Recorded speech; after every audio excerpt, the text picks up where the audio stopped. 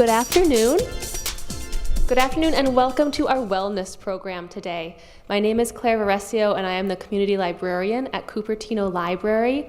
Cupertino Library and Cupertino Library Foundation are very pleased to present this afternoon's program. We could not do this without Cupertino Library Foundation's support. After today's program, please stop by our back table. We have a resource list for you on other acupressure books available at our library, as well as a save the date notice for upcoming wellness programs and a survey for today's program as well. And we are very pleased to be able to bring you Dr. Li Yang this afternoon, who will be talking about pain relief for knee and foot pain.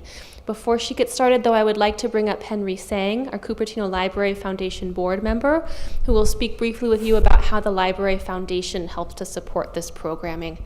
Thank you, and I hope you enjoy and learn from this afternoon's session.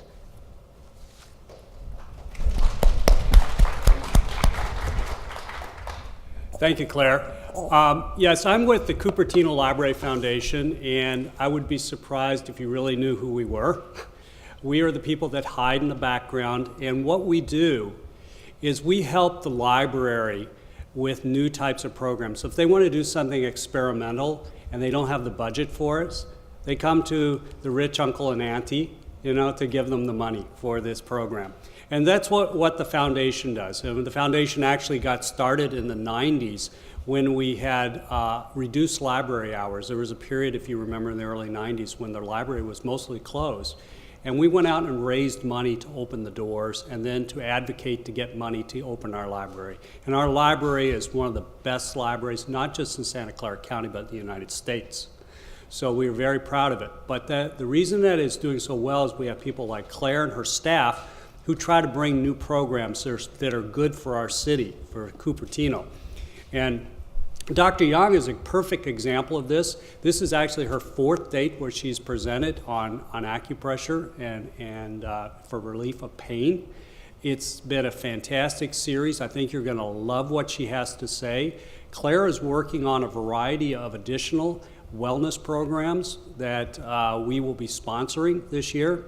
The Library Foundation is also trying to help you when you leave today, because we'll be providing you with heat pads and balls and everything that go along with Dr. Yang's treatment, so that we want you to not only listen to what she has to say, but actually go home and practice it, right?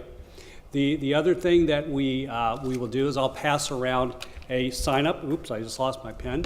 But we'll pass around a sign-up sheet. So if you want to be notified of additional programs that are coming up, sign up and we'll send you an email about it, okay? So let me introduce Dr. Yang. Thank you very much. And I encourage you to not only listen to what she has, but we're videotaping this and you can watch it again so that you can get a refresher. And then also, as I say, take the supplies and actually practice it. Okay, thank you very much. Thank you, Henry, and Library Foundation for making this event possible. Last week, how many of you were here last week? Okay, so about half of you was not here last week. So I will repeat some of the things, but I make I rearrange things so you will not feel like repeating. My name is Li Yan. Okay, let's start. I'm going to start the presentation. Okay, this is the picture of my first medical mission to Myanmar. It's it's a refugee camp with over 10,000 refugees, the war refugees. The Myanmar government was fighting with their minority group. So those people, they lost their home when the bomb dropped and the battle started. This is the place I realized I cannot treat everybody. The second on my mission trip, I went to North Thailand. That's where Myanmar and Thailand have a border. The people walk over the border to escape the war. They hide in remote villages and or under the protection of churches.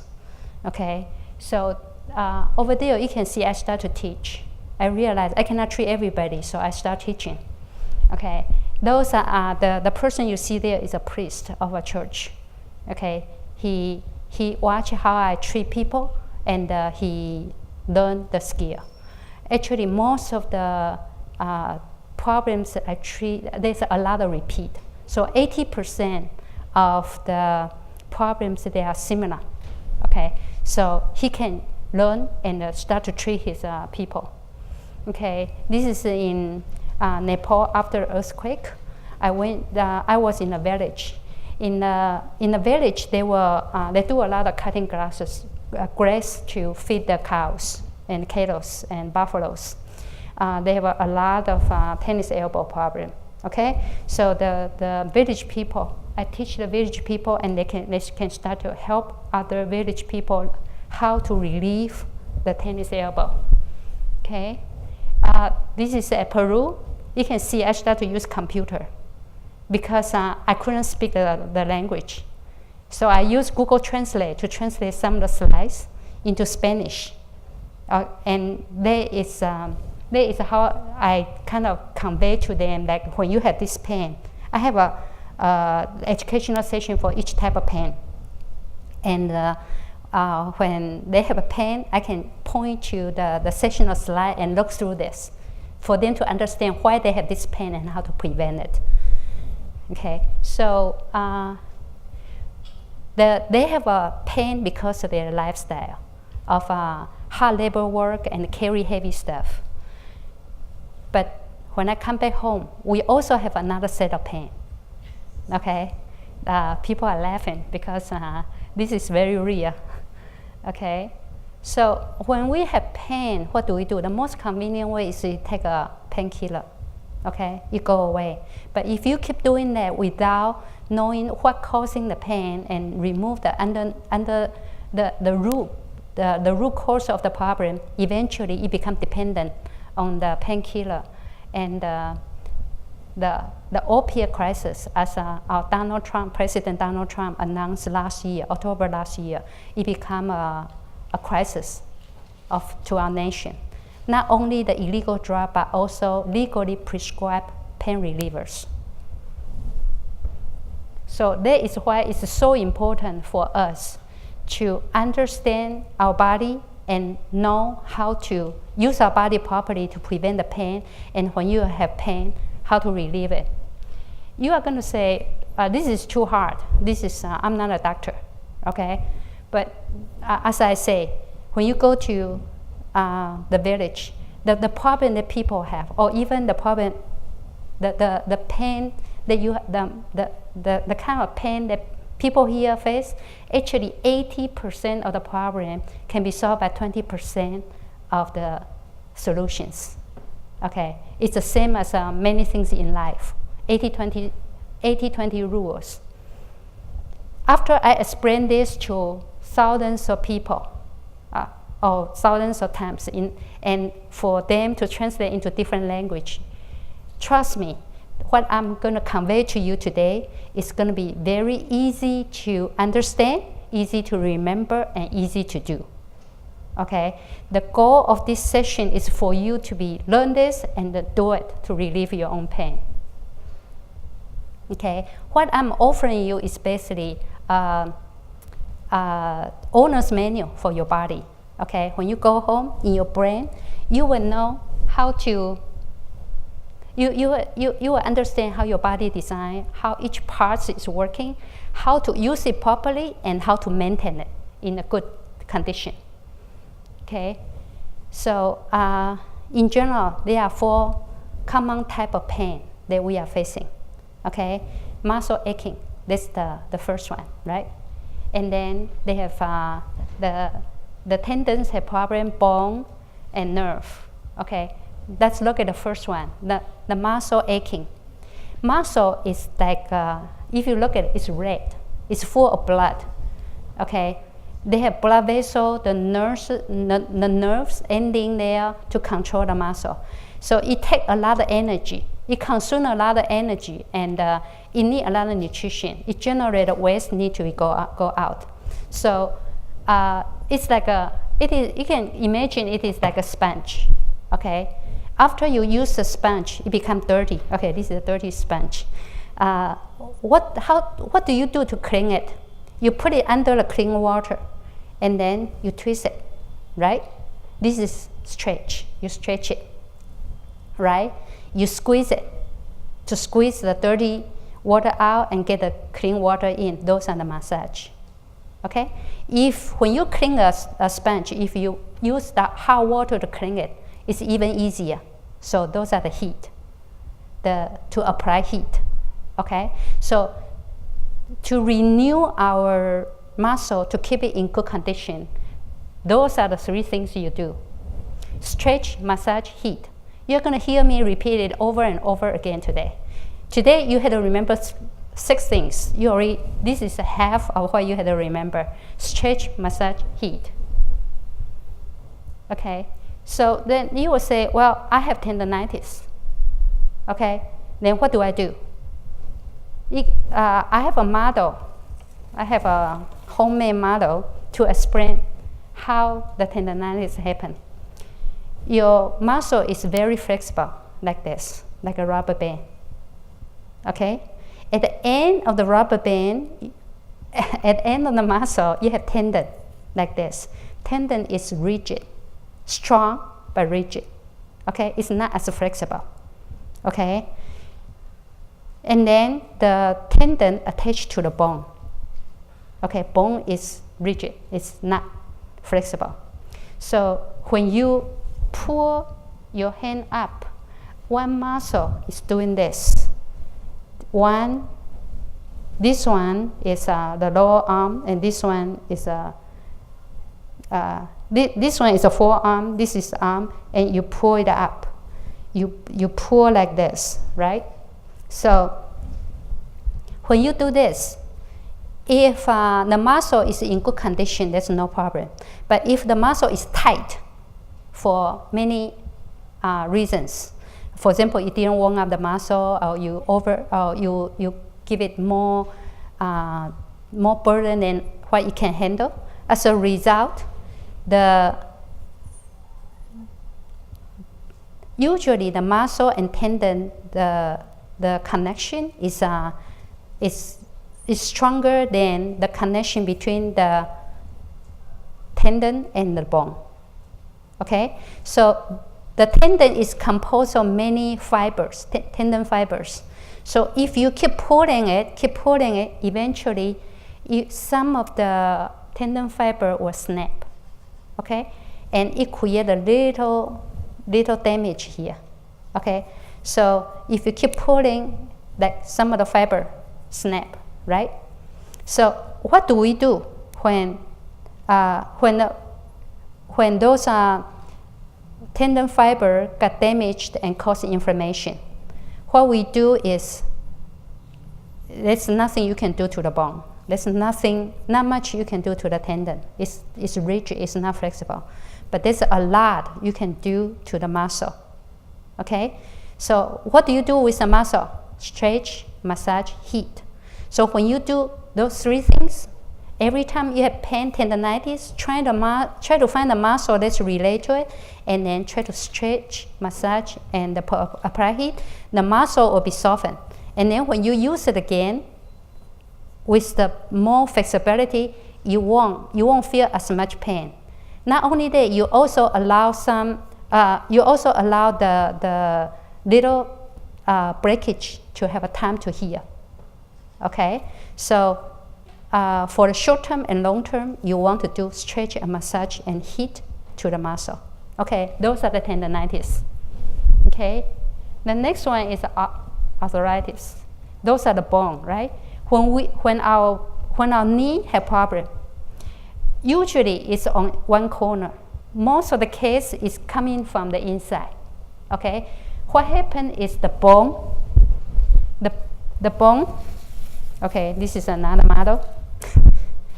Okay, the 2 bone in the middle, we have padding, right? And then if you use this, the force from up to the bottom is even. This knee joint can last for a long time. But if you use it like this, do this all the time, okay, put more force on one corner, what's going to happen? It's going to wear up much faster, okay, and cause the arthritis or knee joint problems, okay? So that's why when you have arthritis, sometimes you can find the related muscle, they relate to the alignment of the bone and try to relieve them. Not only relieve them, usually it's one side is tight, one side is weak. You want to relieve the tight muscle and strengthen the weak muscle. Bring the muscle back to the balance so you don't walk like this anymore. Okay? If your joint align properly, you can use it for a long, long time. Okay? So those are arthritis. Again, how do you bring the muscle back to balance? Stretch, massage, heat, right? So the last one, the nerve pain. Nerve pain usually caused by the nerve compression. What compresses the nerve? Usually it's the bone structure or part of bone structure or the muscle. In the most common one is the sciatic nerve pain. Sciatic nerve pain usually can be caused by your spine, the disc hernia or stenosis of the spine. They compress on the nerve or the piriformis muscle. We will go into more details later. So if it's piriformis muscle, it's muscle, right? What do we do?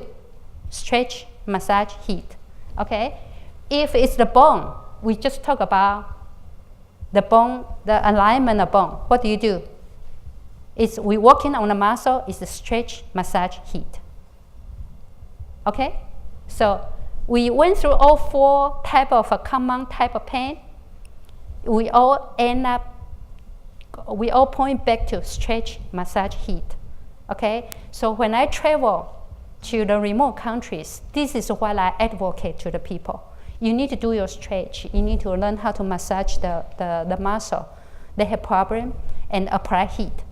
Okay? So today, this seminar, we're going to talk about how do you do stretch and massage and heat. Okay? And then I also will mention about the posture. Okay, for the massage, I will introduce two things. There are many things that's available that's working, but there are two things that I choose here because you can do it yourself. Not only you can do it yourself, if you have problem, you have access to information.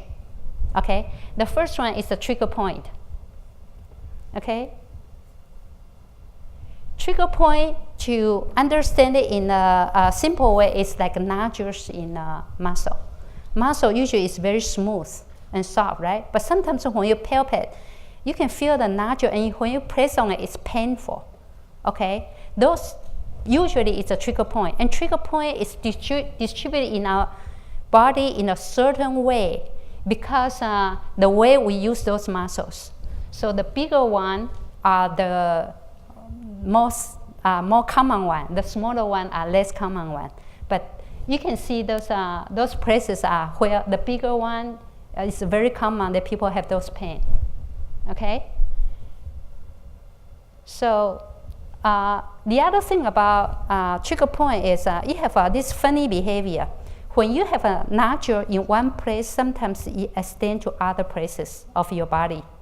Okay. So it basically is the pain ran away from the root cause of the pain.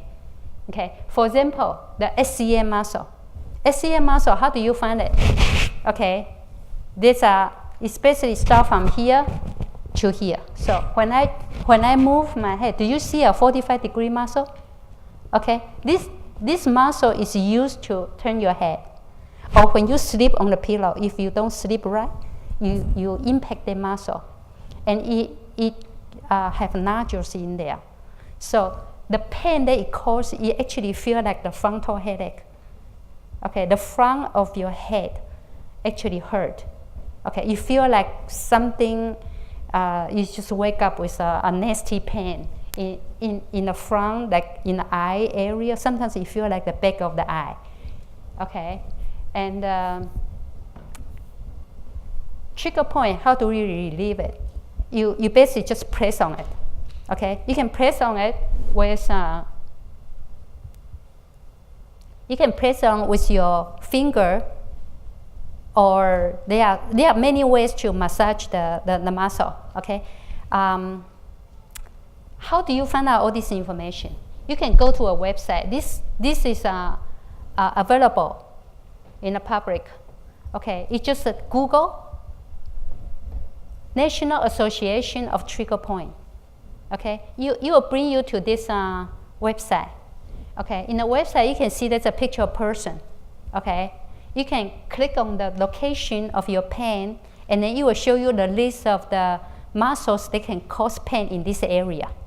Is that wonderful? And then you can go through the muscle and try to understand the location of each muscle, what's the function of muscle, and how do you relieve it. Okay. The other possibility is the book. Okay. In the library, you can check out this book, or you can buy it online. Okay. This is the book. Okay. You can see it's all built up by me. I use this very often. Okay. On the book, it's very similar to the online information. They divide the body into each different section. For example, the elbow, forearm, and the hand pain. Okay, so from here, you can see it will point to different location, and it will show you in this area what kind of muscle can cause the pain. For each muscle, you have a page number. When you find the muscle,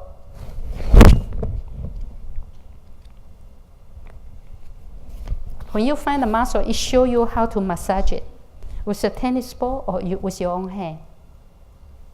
Okay, so this is a very good way for you to help use massage to relieve your pain.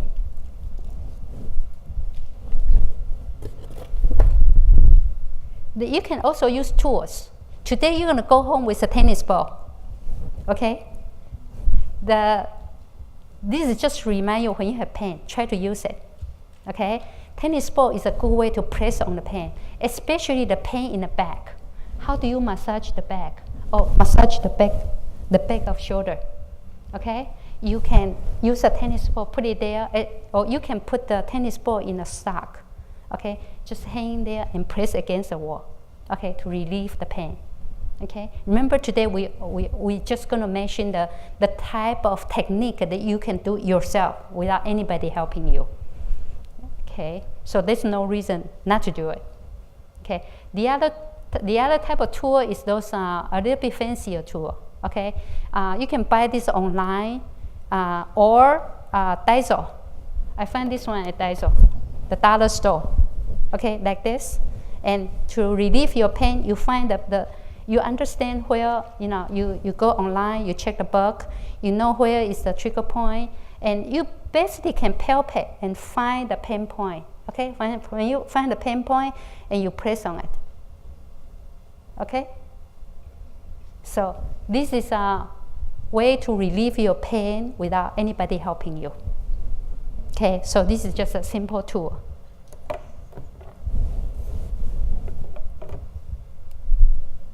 Okay, now next one we're going to talk about acupressure points. Okay, in our body we have many switches that they can use to relieve the pain. Okay, so for example, today we're going to talk about the back, the hip, and the knee. So where is your switches to turn off the pain? Is basically this middle finger. You can imagine this is the center of your hand. Okay, this is like our spine. Okay, these are the point to relieve your neck pain, and this is a point to relieve your back pain and hip pain, or even knee pain. Okay, so you just go from here to here. Okay, go down as far as you can go and press on it. Okay, so you're gonna ask me like which side. You don't have to remember which side. You just press on both of them and see which one hurt the most. That's the positive, the point that corresponds to your pain. Okay, my experience with them, this is really easy, right? It's very accessible. Everybody can learn. Okay, my experience is that when people, especially that when you twist your back, it's so painful you cannot move. Okay, then if you just stay there, not moving, the surrounding muscle actually gonna be bring down by the pain because you become very stiff. Try to support the funny position. So that is the point. This is the best point that you have access to your tool right at your hand. You find a point, you press on it. Okay, you find, if this is the right side, you use the right hand. Left side, you use your right hand, and then you try to find which point on both sides, which point is most sensitive. Okay, just find the most tender one and press on it. If you press like this, it doesn't help. It's not deep. Okay, try to press on with the side of the finger. Okay, press on it. Okay, do you feel the pain? Okay, now try the other side and see whether the pain is more or less. Yeah, so usually my experience is if the pain is in the middle of the spine, it's on this side. It's like this, right? If the center is this one. If it's outside, the pain is like over here, usually it's this one. Okay, but you don't have to remember. It's just basically just press both of them. You press, hold down, and then move where it's pain. Okay, if it's too tender to press, get somebody else to do it because sometimes it's hard to do when it's very tender. Okay, and you won't hurt your back by pressing your hand. Okay, so press on it. And then what you're going to feel is the more when you twist your back, the more you press, the more pain it is. Okay, and then it's going to get to the point it's very, very painful. And then in the same time you have to move. Okay, and then you will realize your pain gradually disappear, and this is getting more. So usually when I go to remote countries, I told them I'm just transferring the pain from your back to your hand. And he said, well, then I'm going to go home with a hand pain. I said, no, I relieve it, and then he's okay. Okay? So just use this point. When you twist your back or when your back has problem, it's very tender. But press and move. You will relieve the muscle. Okay? So those are the example of acupressure points. There are many acupressure points. Then you can just Google and say that acupressure point for the knee pain, acupressure point for for headache, that type of things. You can find those information online. So trigger point and acupressure point are very available, and information is very accessible. Okay. Now we're going to talk about stretch. Okay. Stretch is basically your body. Stretch is to maintain the health. You need to stretch your body to let the muscle lengthen and contract. And remember, if this is the muscle, if you just stay there, not doing the stretch, massage, and heat. Okay, when it's dirty, you put it here, it's not going to clean. Same for your muscle. If you don't use your muscle, it's going to become weak or stiff, and the waste going to accumulate in there, causing problem, and the nutrition is not coming in. So stretch is very crucial to maintain the health of our overall, all the body function of our body. This is a picture I took when I was at Cambodia about 2 months ago. There was a lady who, there are like over 1,000 people coming to see the doctor every day, and they stay in line. But this lady have a servant holding a chair for him. Okay, so that means she is well-to-do. You see, most of them, even there's a woman holding a baby, try to nurse a sick baby in a line. Okay, if you look at her, the way she walk, you know she has pain. And the best thing she can do is to stretch. You should learn how to stretch. But that is something her servant cannot do for her. She had to do it for herself. Okay, stretch is something nobody else can do for you. Okay, stretch, there are many ways to do it. If you can learn Tai Chi, 八段锦, yoga is the best. Those are very good stretch. Okay, but what I'm going to mention here are something that if you don't have time to learn, or the yoga or Tai Chi does not reach the pain that you have, that it does not solve your pain, I will show you a very easy way to stretch to relieve the pain. I call it easy stretch 1, 2, 3. It's coming from, remember a long time ago? Okay, I'm an old techie. Long time ago, there's a Lotus 1, 2, 3. Okay, so this is easy stretch 1, 2, 3. Okay, you just have to remember 3 things: the joint that you have to stretch, how to stretch it, and how long. Okay, what to stretch? You can think about our body where you can do the stretch. Stretch, we are not really just moving the joint. We are like when we stretch like this, we are moving the muscle. We are moving the muscle that we are stretching, and we are moving the muscle that affect the movement. Okay, so stretch, we had to identify the joint, but we are moving the muscle that relate to the movement. Okay, so what are the movable part of your body? Okay, we have a head. Not much you can do here. Okay, then we have neck. You can do, right? We can move our waist, our hip joint, our knee, our ankle, and our toes, right? Shoulder, the shoulder joint, elbow, wrist, and fingers. Okay, so those are, if you have time, stretch all of them. If you have pain, you just need to stretch. For example, tennis elbow. Okay, you find tennis elbow here. Okay, you try to stretch the one above and below. So that pretty much you will hit the muscle that causes the trouble. So here is the pain. You want to stretch here. Okay, if you only can stretch this muscle, or you can stretch this. Okay, so actually tennis elbow, the best way is to stretch here. Okay, but if you don't, if it's hard to remember, it's just here is the pain, you stretch the close joint and above and under. Okay, you have back pain, you want to stretch here and the shoulder. Okay, you have a hip pain, you want to stretch your back and the knee. Okay, is it easy to do? Okay, so there is to identify what to stretch, how to stretch it. Remember I say there are 6 things you have to remember before you leave here. Stretch, massage, heat, right? Those are the 3 things. The other 3 is up, down, left, right, and rotation. Okay, so you already learned everything that you need to remember. Okay, up, down, left, right, rotation is really easy to remember and easy to do, and you don't need any tool to do it.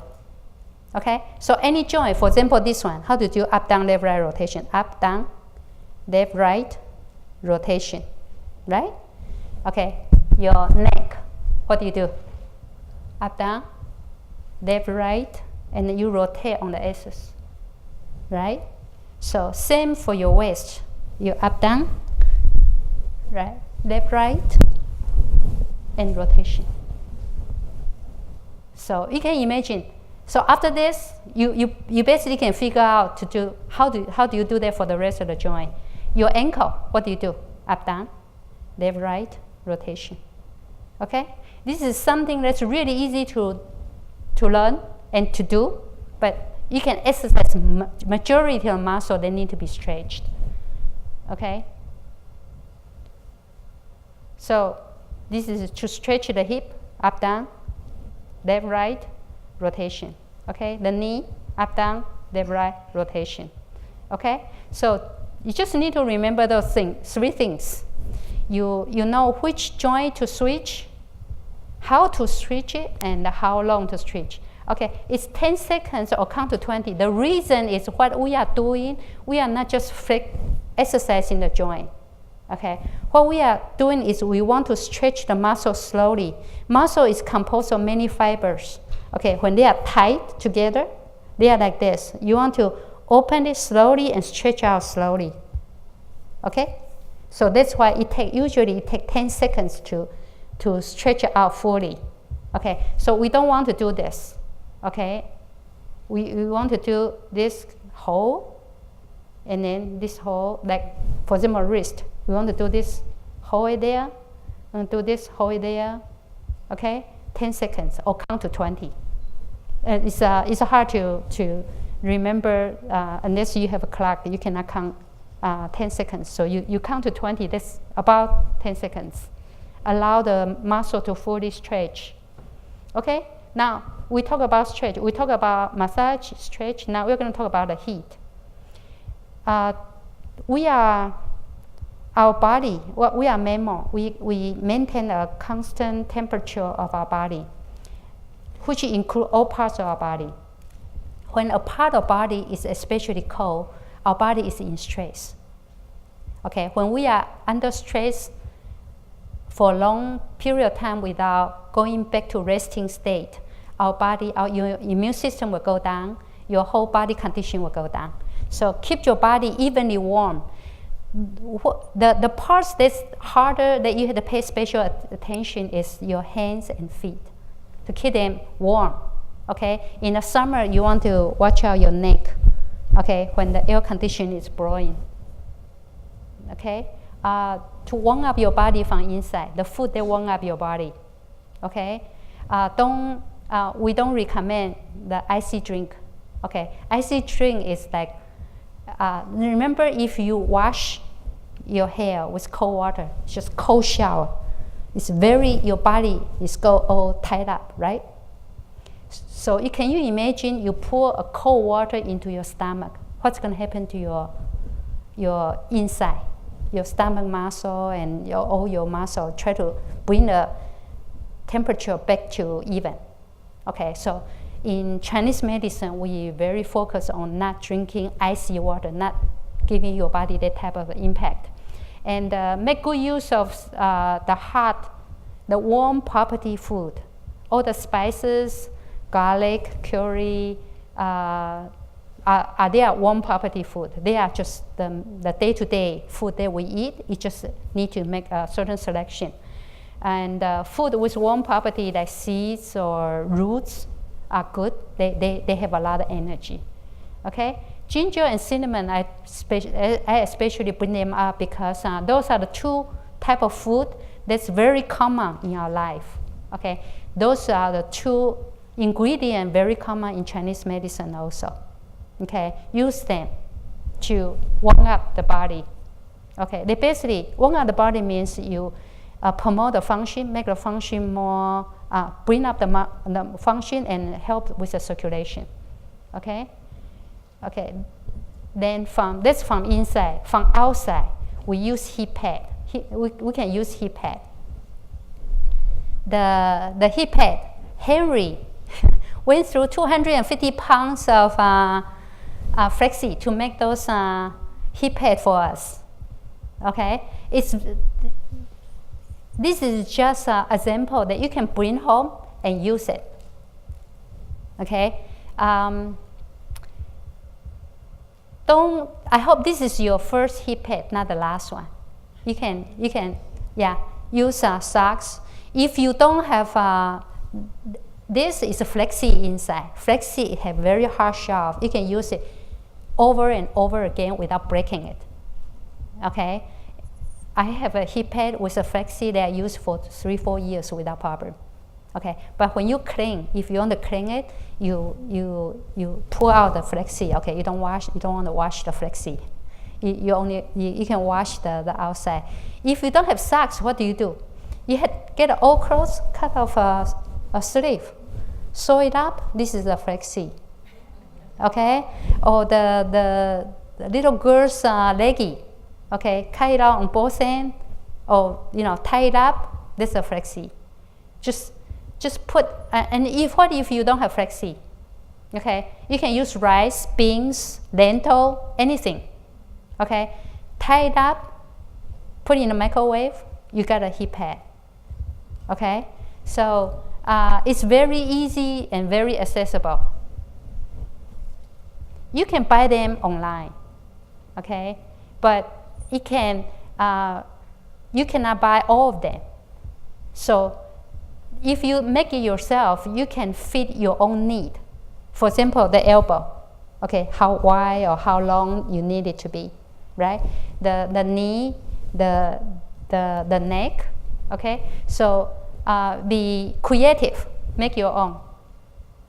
Okay, this is how you make it. You can buy them, okay, in a loose bin, and you just put a yogurt cup in there, and you can pour it in there, right? And then put it in a microwave. For this one, 2 minutes or 2.5 minutes. Okay, you can also make a fun stuff for this. The little children love this. Okay, and for this one, when you bring it home, okay, it's Henry already tied on one end. You can try to make another tie on the other end, and then have a string attached to it.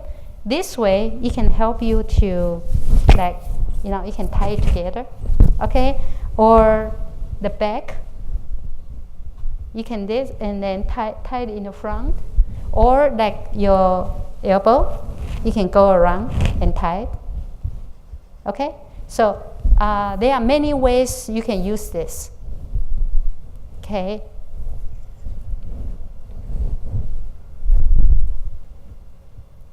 Okay, now what I just went through are the general introduction of how to relieve the pain. Now we are going to each session. Last week we talked about the head, the neck, the arm, the shoulder, the wrist. Okay, today we are going to talk about the back, hip, and knee. I tried to get to the feet. I couldn't. It's just too much information. Okay. The back. Those three things, the hip, the knee, the back, hip, and knee, they are all connected. When you have pain, when you have back pain, watch out for your hip problem and the knee problem. When you have knee pain, you also want to watch out your hip problem, and we are going to mention why. Okay. Okay, back pain. Back pain can be in the center, like especially the most common one is L4, L5. It's basically where your pain, the line of your pain and your spine intersect. Those are the most common, the spine area pain. The other one is the on the side. So when people have back pain, there are two. Those are the most common one. Okay, first of all, you remove easy causes first. If you have a really bad posture, okay, you know to correct your posture. Don't sit too long or standing too long, or shopping. Don't bring too much stuff.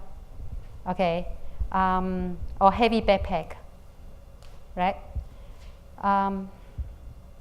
So now for the back, remember I said owner's manual. We are going to mention each part of the back and how do we maintain it and how it functions. Okay, so if we look at our back is a layer of muscle around our body. In the center is our spine. Okay, so this is the muscle that hold our whole body together and our internal organs. Okay, in there, the muscle, the front, the back, the side, okay, they all need to be strong in order to hold your body up. Okay, so the most about the muscle around, the one that's the easiest to get weakened is our ab, right? This ab muscle. So when our ab is weak, we have tendency to stand like this. The tummy stand out and the hip forward. Okay, so this, when hip forward, this you put a lot of stress on the L4, L5 spine. So this can cause the back pain. Okay, it causes more trouble to your spine. So the ab muscle, even if your pain is in the back, the solution may be in the front. Okay, you just have to check all your muscle, the front, the back, the side are all strong. Okay, inside, along the spine, we also have deep muscle. This muscle look very tiny, okay, but they all braid together along the spine sections. They have a short muscle between each spine, and they go in like this direction. Okay, so it looks like a braid, like a little girl's braid. They kind of braid together. Okay, so you don't. It's hard for you to get hold of muscle. You cannot. Kind of hard to massage the muscle. How do you know you are using the muscle? You try to stand on one leg. When you stand on one leg, your body automatically use the muscle try to balance you. When you stand on one leg, you will see, you will see that, you know, I don't stand still. My whole body, they will try to balance itself. Those are the time you use the small muscle automatically. Okay, you didn't control it, but automatically your brain will try to balance your body and use those muscles. So sometimes when you strain your back, very often it's just those little muscles that cause the pain. Okay, so remember this type of pain, what do? You press this back pain point and try to move. Okay, you relieve the muscle, relieve the pain, and it was kind of speed up the recovery. Okay, the other back pain is caused by the hip problem. Okay, later on we are going to explain more. This is the muscle, the QL muscle.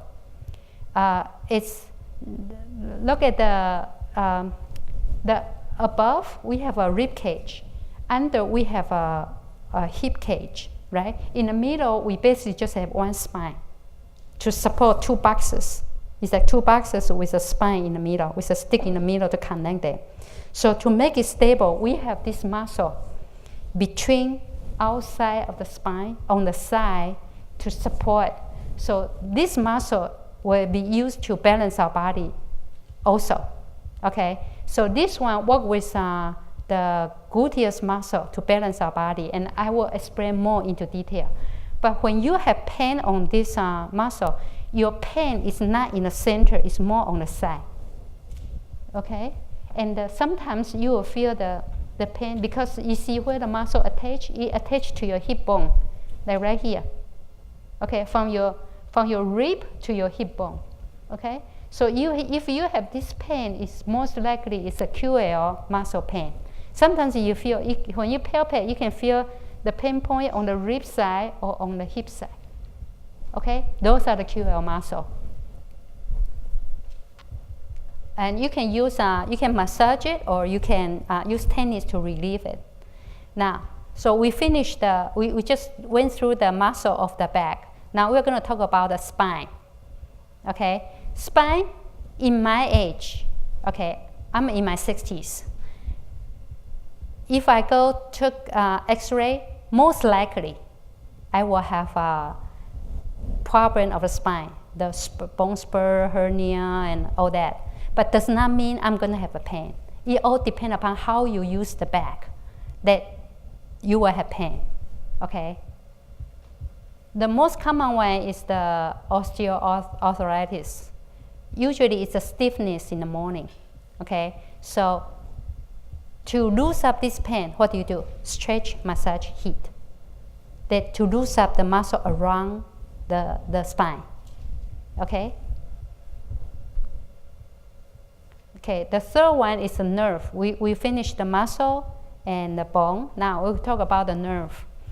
The nerve, the back, the spinal section in our back, this where a lot of our nerve coming out.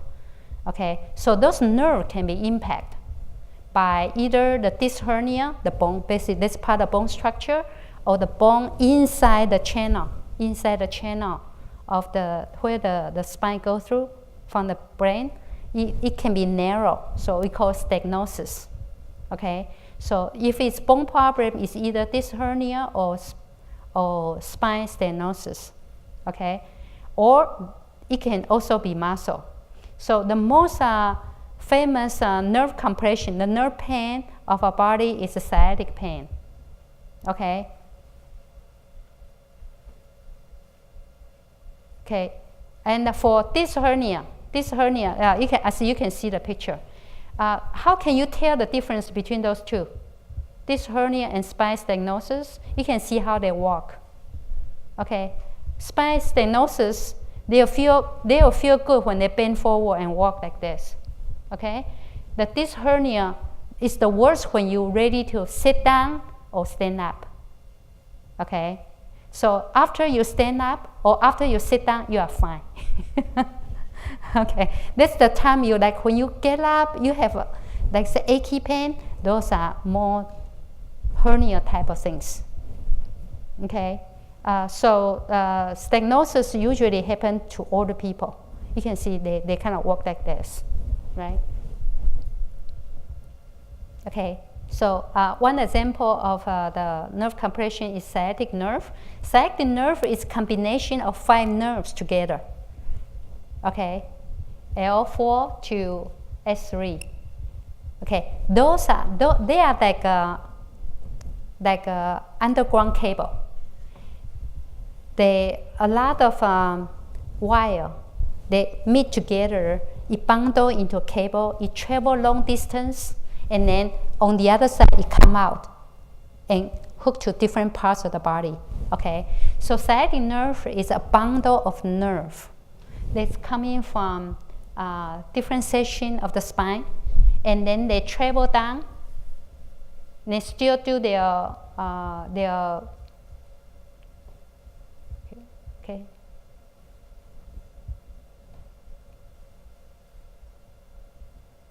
Funny. This is I have a copy problem. Okay, so this is a dermatome of our body. That shows how the nerve, the distribution of nerve on our body surface. So you can see like S1, S2 are the green part. It's on the back of the back of our leg. Okay, so in general, you can see that L4 is basically L4 is on the front. Okay, it is actually going like this. Okay, to the front. L5 is on the side, and S1 is on the back. Okay, so different. When you have sciatic nerve, the doctor will ask you, the shooting pain, where does it go? Is it in the front, on the side, or in the back? Okay.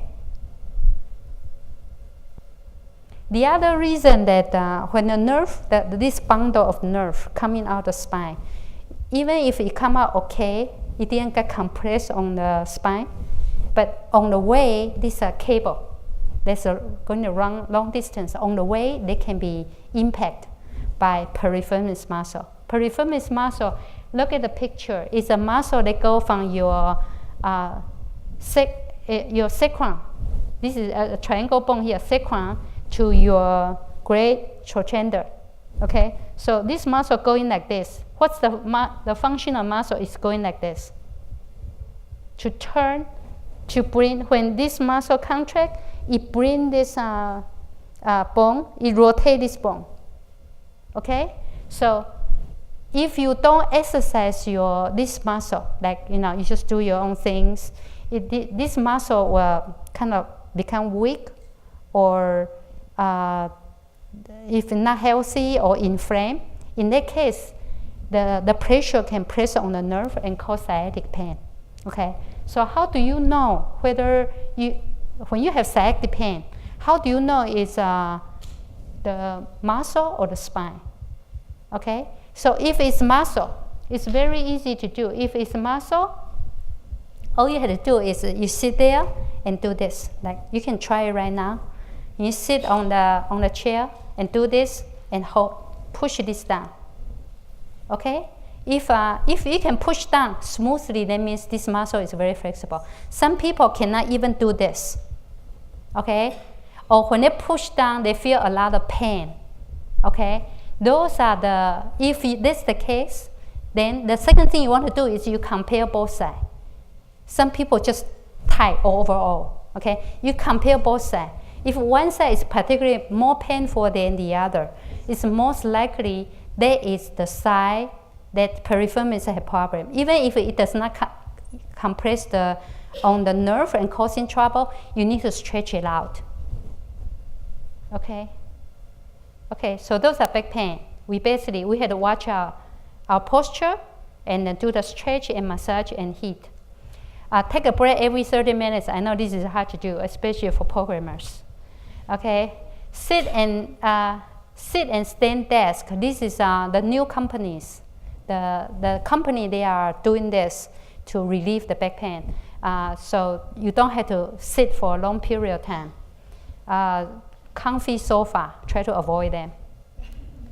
Okay, back support, when do you use it? Okay, if your back muscle is weak, you have back pain often, don't wear it all the time because you only weaken the muscle.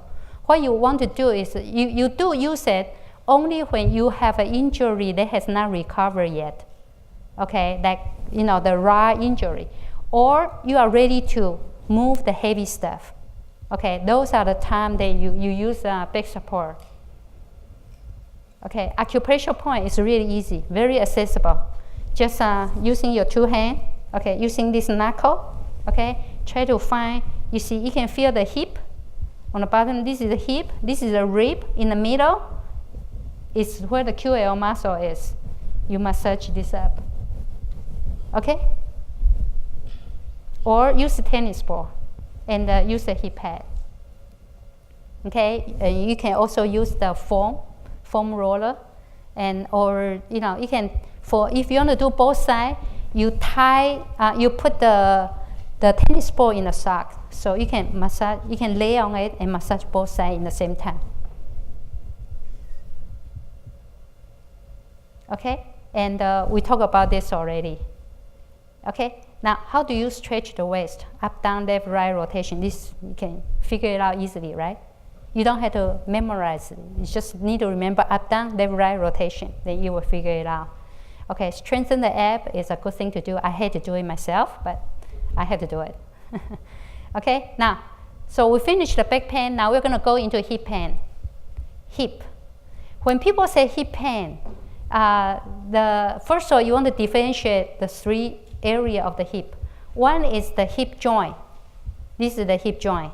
Okay, when you can here, when you go down, you can feel like a structure here, a protrude bone. When you move your leg, you can feel it's moving. Those are the great trochanter, the great trochanter. Though if the area around there pain, there's probably is the muscle that attached there. That, remember the end of the muscle, tendonitis attached to the bone, have a little inflammation. Okay, it can be that pain. Okay, so you loosen up the muscle to save the pain. The other area is the piriformis. We talk about it, right? You can just do this test to test it. And then the other one is gluteus muscle soreness. Okay, and I will explain this next. Okay, gluteus muscle. If you look at this picture, we have this hip bone, right? Compare that to our shoulder. Is that very similar to our scapula? Okay, the muscle attached to the hip, the muscle that on the hip bone, attached to the hip bone, a lot of them is to control the leg bone.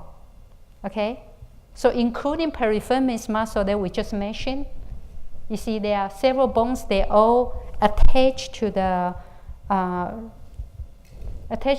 hip bone, and then the other end is attached to the leg bone. Okay, so on our scapula is the same. Scapula, we have something called rotator cuff. Rotator cuff is around the scapula and use it to control your hand bone, your arm bone. Okay, so it's very similar structure.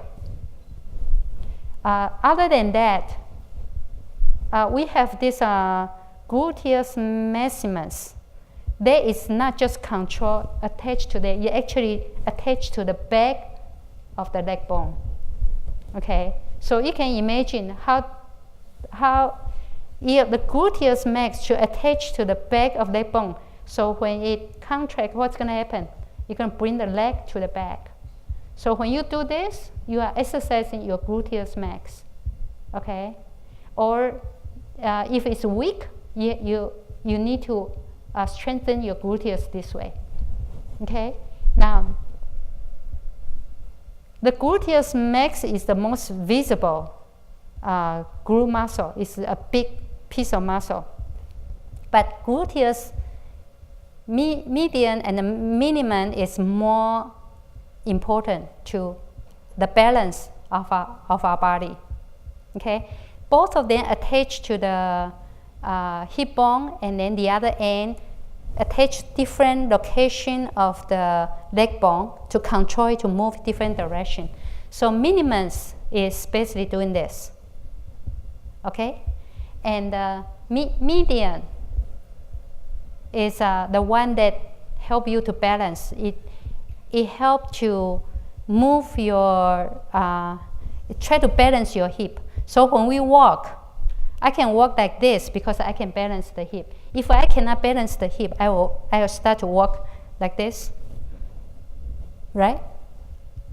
So I need a strong gluteus median to be able to walk like this, because when I do this, my hip don't drop. I use this muscle, this side of muscle, to bring the hip back to balance. So those are the muscles that help you to move in balance. Okay. So when you have a weak gluteus medius muscle, you will have a drop hip. Okay. You kind of walk funny. Sometimes it's one side only. So how do you train the muscle? The most easy way, since it is used to balance your body. When do you balance your body? When you do a single leg stand, you will have to balance your body. So otherwise, you're going to fall down. Okay, so this is a good time to train the muscle. A good way to train the muscle. It's really easy, no tool, right? It's just single leg stand. Or if you're strong enough, you can do single leg squat. Okay, okay. You basically single leg and then try to squat. Okay. Then you are going to use that muscle even more. Okay, so earlier we talked about QL muscle. Now this is the time. Now we can explain why the QL muscle and the gluteus medius had to work together to balance. So if gluteus medius is not doing his job, then this muscle on the opposite side had to do extra work, try to balance, try to bring it back. Okay, like if this drop, this muscle, if this hip drop, this muscle has to do extra one, otherwise you're going to fall down. Okay, so a lot of back pain on the side is caused by the gluteus medius. Okay, the other one is piriformis syndrome. We talked about it earlier. To relieve piriformis, this muscle is pretty deep. Okay, if you massage, it's kind of hard to get to it. You can almost not, like if you push like this, you don't actually get to it. To give you an idea how deep it is, acupuncturists for the piriformis pain, acupuncturists often use a needle about this long. Okay, then this is just the handle, this only this long from here to here. Okay, this is how deep the muscle is. Okay, so the best way to do this to keep the muscle healthy is you stretch yourself. And it's so easy to stretch. You can stretch when you sit, when you lay down, either way, right?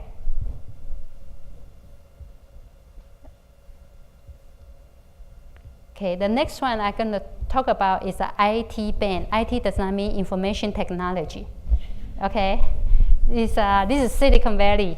So it's an iliotibial band. It's a band that the gluteus max and the TFL muscle, they kind of meet together, and the the tendon become flattened and become like a band. It looked like I see the real thing in a human body. Okay, not a live one. It looked just like the husk of a corn. Okay, it's the color and the thickness. Okay, very strong, very strong. Okay, it go from here. Okay, basically on this area, the muscle, it go from here and attach to the outside of your knee. Okay, so this muscle can become very tight. Okay, because your gluteus and your TFL muscle become tight or weak. So it actually can, if you have a weak gluteus muscle and a tight TFL muscle, as a result, you don't balance it out, it can actually rotate your knee and cause knee pain. Okay, so this is an example of how the hip muscle cause the problem on the knee. Okay, the IT band syndrome. Okay, the pain, sometimes it happens here, sometimes you feel like here. Okay, so people say, I have a knee pain. And I say, where is the pain? If we point to here, I say, congratulations, this is not a big problem. Okay, you just need to loosen up your IT band. Okay, so this is how you stretch it. Okay, it's basically moving. You can lay down or sit to stretch it, and you can also use a tennis ball. Okay, the muscle is like right here, and you can focus, and then you can loosen it up. Okay, the gluteus muscle, and the stretch. To stretch this little muscle, TFL muscle, if you want to stretch this side, you put the leg behind the other leg, and when you bend down, you stretch this muscle. Okay, really easy. Okay, now this psoas muscle and iliacus, those two muscles, you cannot touch it. It's inside our body. It go actually coming from our spine, go behind. It's like basically behind your intestine and columns, and go behind and attach to the inside of the leg bone. What does this do? This is a flexor, the hip flexor muscle. So it brings your hip down. Okay, and the problem with this muscle is it's very easy to get tight if you don't stretch it. Okay, so when this is tight, you will see people walking like this, like the lady in the picture. She's walking like this because she cannot stretch it. Okay, so she needs a good stretch of a hip flexor muscle. Otherwise, it's going to, she also going to have a back pain, because by your hip going forward, you are putting the pressure on your spine. Okay, when you go forward, your ab is not tightened up. Okay, if when you tighten up, your hip will go straight. Okay, so when your ab is weak and your hip flexor is tight, as a result, you will like your hip will tilt forward, and then you will have back pain. Okay, so this is an example of the hip affecting the back pain, result in a back pain. Okay, how do you stretch it? This is how you stretch it. When you lay down, or when you use a chair or on the ground. Okay, you basically just bring, like you have to stretch this side, you just go back like this. This will stretch this muscle. This muscle, you can massage it, but it's very hard to do. You have to lay down. You need a specialist to do this. Their hand can go loose up all your ab muscle and go in to massage it. Okay, don't try it at home. Okay, so you think about this is the hip. Okay, the motion you can do is up, down, left, right, and rotation. Okay, okay, so this is to exercise your hip. You will exercise most of the hip muscle. Okay, this one is a beginner. This is more advanced. It's not just up just up, down. You can move up or move down, okay? And then you do the stretch of just lean against, basically like lean against, and then doing like this to lean, or to 1 foot behind the other and then press it down to exercise the left and right motion, and rotation is easy, right? Okay, now we finish the back and the hip. Okay, but knee, the next one is the knee. Knee is the, when I travel from country to country, that is the most popular problem that people are facing, because you see in their lifestyle, they don't have chair, they don't sit like you two, sitting. You don't put pressure on your knee right now. When you sit on the floor, you do everything on the floor. Okay, your knee can wear out quickly, and if you have a bad knee, there's a lot of things you cannot do. It will impact your day-to-day living greatly. Okay, and also they carry the heavy load, which put a lot of pressure on the knee. Okay, so first of all, we talk about the parts of knee. Knee is a joint. It's like a hinge joint. It's not designed to do this type of action. It's only designed to do this action. Okay, so if it's designed to do certain things and use it for different things, sometimes the wear and tear can be greater. Okay, so if you have a knee joint, first of all, I will ask you, where is the problem?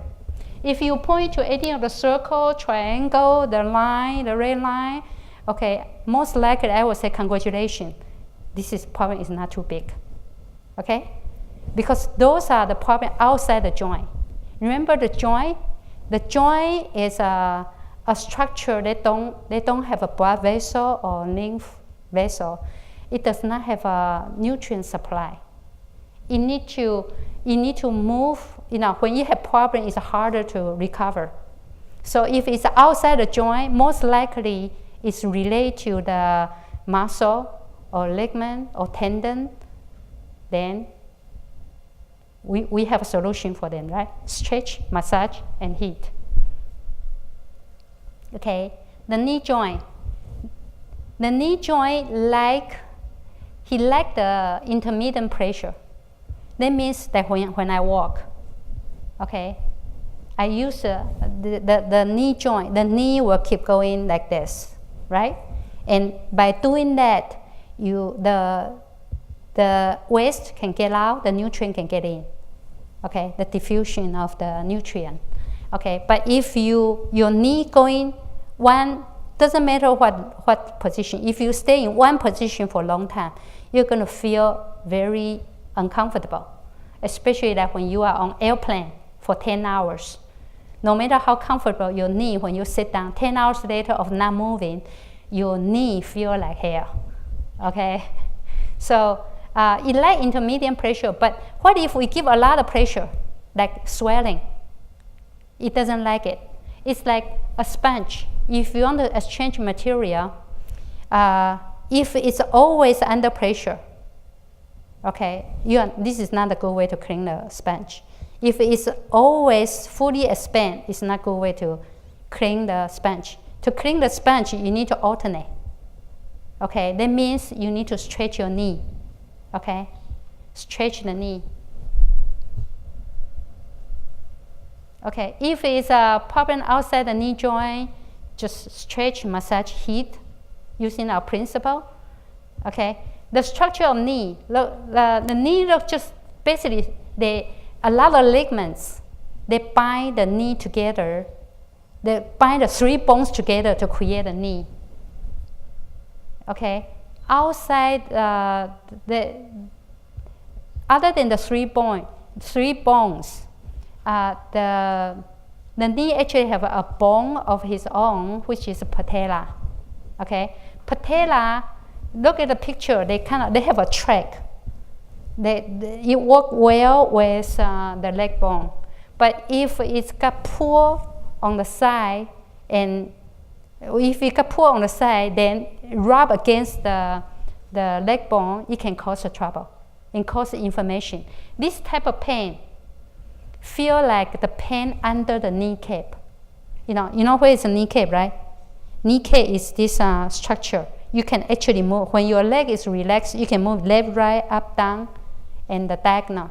Okay, the kneecap is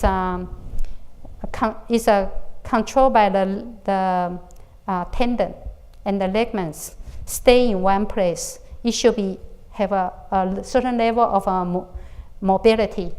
But if your leg is not if you don't use your leg properly, it keep rubbing against the bone on bone, you will feel the pain.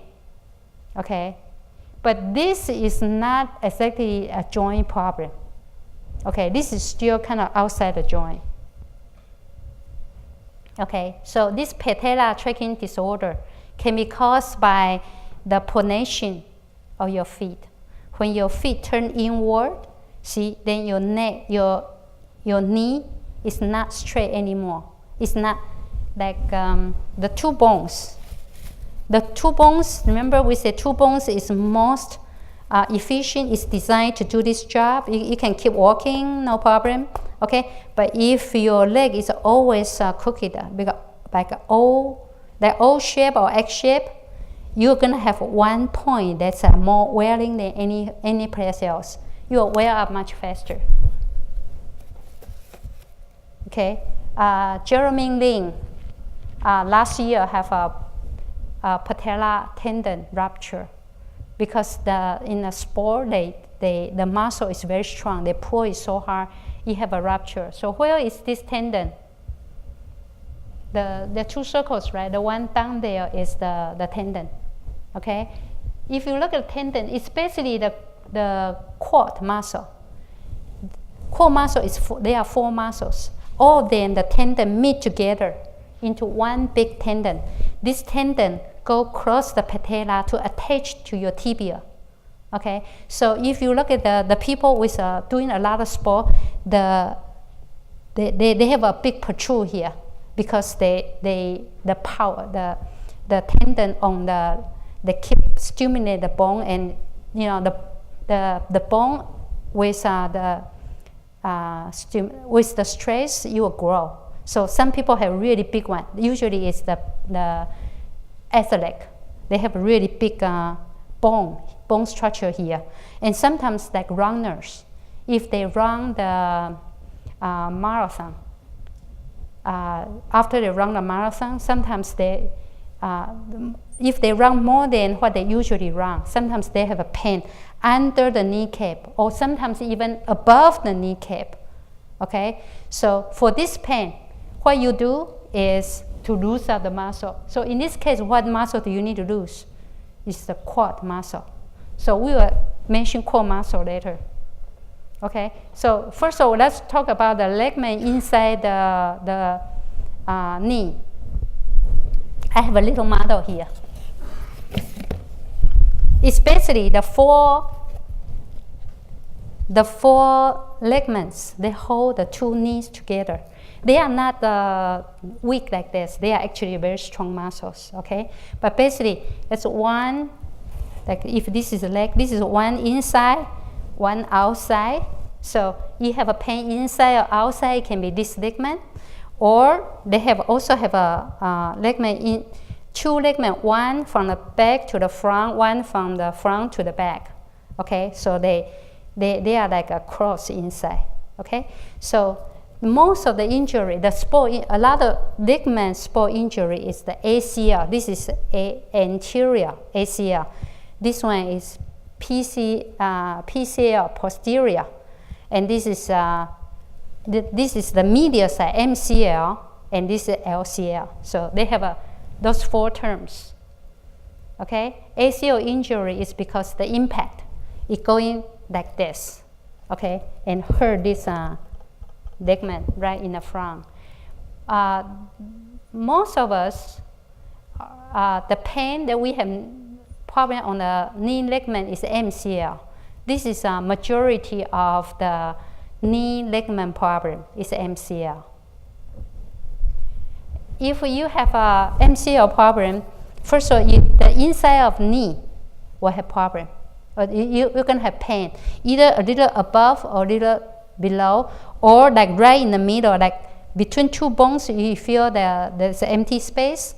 Okay, when you press it down, you can feel hurt. Those are MCL problem.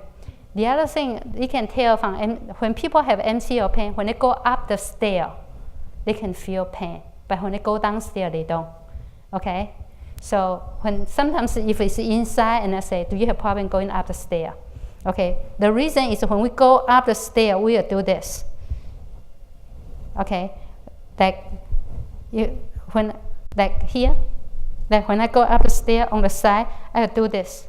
You see, when I do this MCL pain, you're gonna have more pain when you do MCL.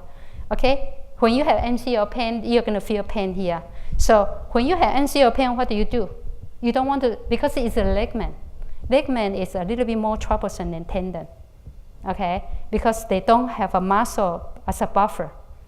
They are basically just ligament and connecting to bones. So you want to avoid stimulate them too much. For example, if you have problem going up or down the stair with MCL pain, you want to do this. Okay, you move like this. That way you are not doing this. You are not doing this movement. Okay, you're doing like this, up and down. Bad leg, go down first. Okay, so that's when you go down. What if I go up? Good leg, go up first. Okay, that way. I didn't bend this too much. Okay? So this is MCL pain. Okay, now this is time we talk about quadriceps. There are 4 muscles. This is the biggest muscle in our body. There are 4 of them.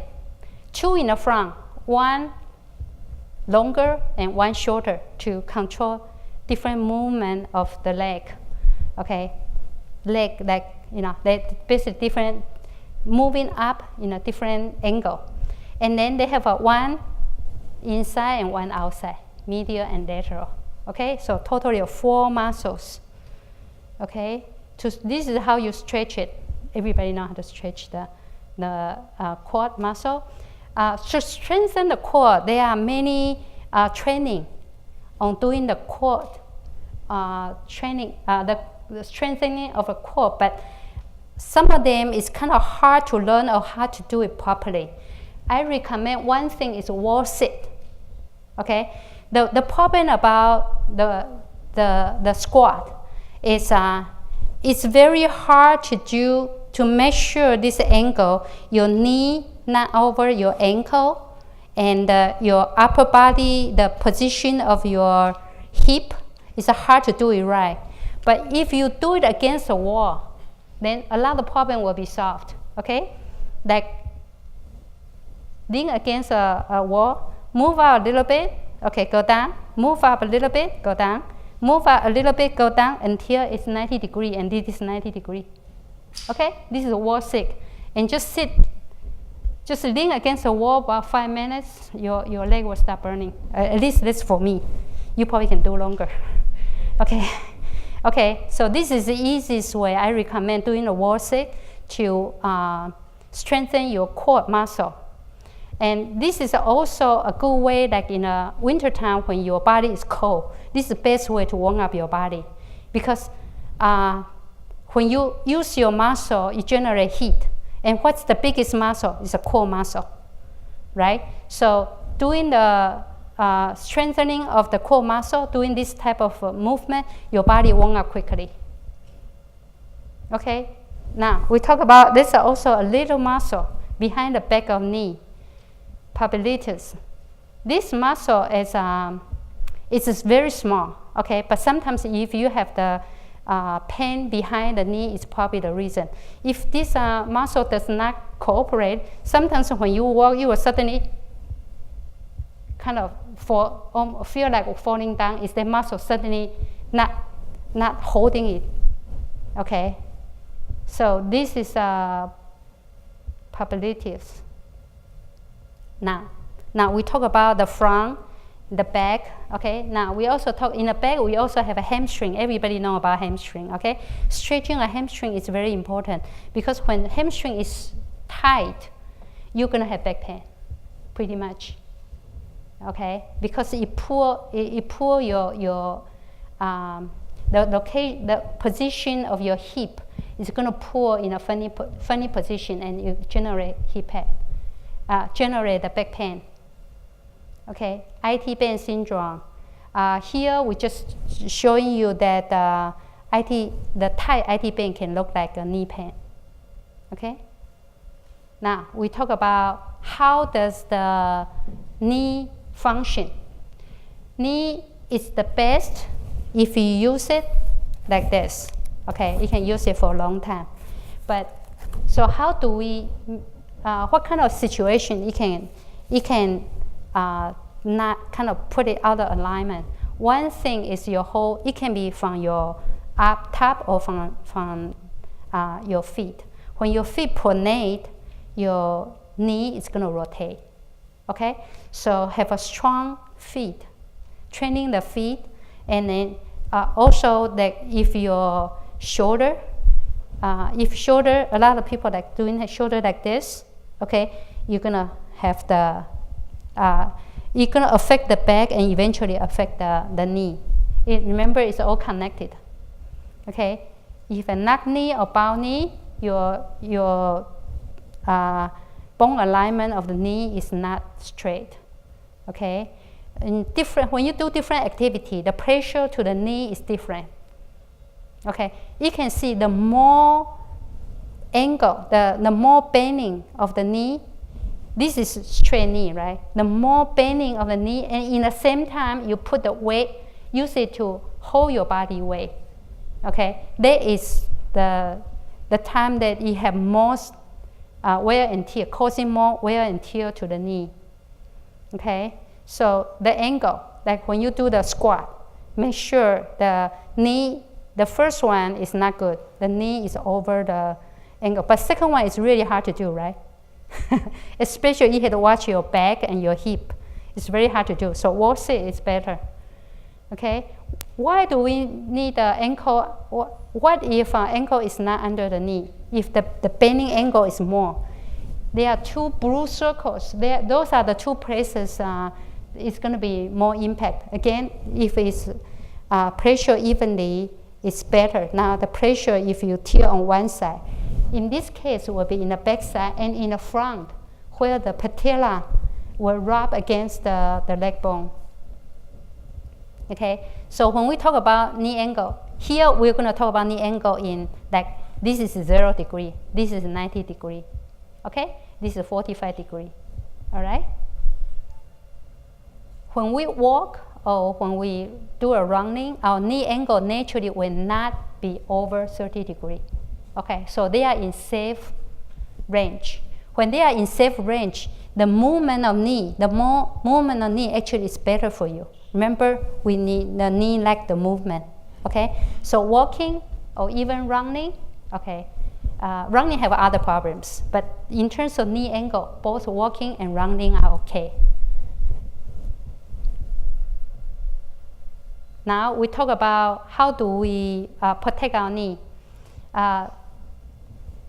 I have a list of them, all the red things. Okay, so we're going to go through this. We're going to run over a little bit, but let's go through this. Knee bend no more than 60 degrees. Okay, try not to do those things, especially when you do gardening or do housework. Okay, we have chairs and we have table, so that prevent that we can try to avoid bending our knee, the deep bending of the knee. Okay, but at India, India or Nepal, they have to do this because they don't have a table and chair. Okay, so they have to bend their knee in a deep angle all the time. Okay, if when you are sitting, for them, from sitting to standing, is a big problem for older people because when their knee is bad. So the young people, they can they can be sitting and then jump up, totally using their knee joint to support their body up. Okay, don't do that. Okay, when you from sitting to standing, from sitting to standing, you basically can roll and using your elbow and your hand to support your body to get up. Okay, when you get up, try to use the support. Be kind to your knee. The other thing we want to watch out is this, they call soft knee. This is basically locking the knee and soft knee. Locking the knee is like this. Okay? And soft knee, when you lock in the knee, this muscle is very tight, but not, they are not sharing the burden. When you do the soft knee, you are engaging your quad muscle. Okay? Like in a martial art, you always have to do a soft knee. If you lock the knee, it can be easily knocked down by your enemy. Okay? So you are weaker, you are stronger when you have a soft knee. Okay? Also, when you are soft knee, when you lock your knee, the pressure in the back of your knee and the front can be greater, and it rotates it tilt your hip. So remember, when you have the pelvic tilt, it can cause the entire balance. So a lot of activity, you can try to avoid locking the knee. Like the first one is not good. Okay, it's pressing. This is leg pressing. But if you lock the knee and do it, it's not good. Okay, or like when you're standing, when you standing doing something. Okay, try to have soft knee. Okay, try not to lock the knee too much. Okay, and like when you jump, you want to land with a soft knee because this causes much less problem to the knee joint. Okay. The other one I want to mention is the kneecap in line with the second toe. This is just something for you to remember. The idea is, see, we actually have the three bones, right? So if I stand like this, the knee and my second toe is in line, my knee is in a good position. But if I do this, okay, and try to move this way, okay, I will impact my knee. Okay, so just remember, like when you do martial art or when you dance, make sure your knee and your second toe are in line. Okay, so this is a martial art. Like when you go up, when you do the stepping exercise, make sure you don't turn the knee inward. Or that when you do the squat, the second one is a very common mistake. Okay, try to avoid this. But you can see, by looking at the picture, you see how much the knee is taking the burden, especially inside of the knee. Okay, when you dance, that's why when people dance, they use more the front part of their leg. Because when you move with the front part of your leg, it's easier to avoid this problem. If you dance with your heel on the ground, like if I do this, the heel on the ground, and then when I turn, it becomes a problem. But if I do, if I have the front part of your leg on the ground and turn, I will turn like this. I turn with the heel. Okay? So when you dance, make sure don't, they say, well, I cannot dance because my knee is bad. But if you do it properly, you can dance for a long time. It's an enjoyment of life. Okay? When you go up and down the stair with the knee pain, first you go sideways, okay? And 1 feet at a time. 1 feet at a time. 1 feet at a time. And good knee go up first, bad knee go down first. Okay? So they have this, is to make it easy to remember. Good thing go to heaven and bad thing go to hell. Okay? So this is how you remember. Okay, hiking Hiking, you need a stick, and make sure you adjust the length of stick when you go up or down the hill to support your body.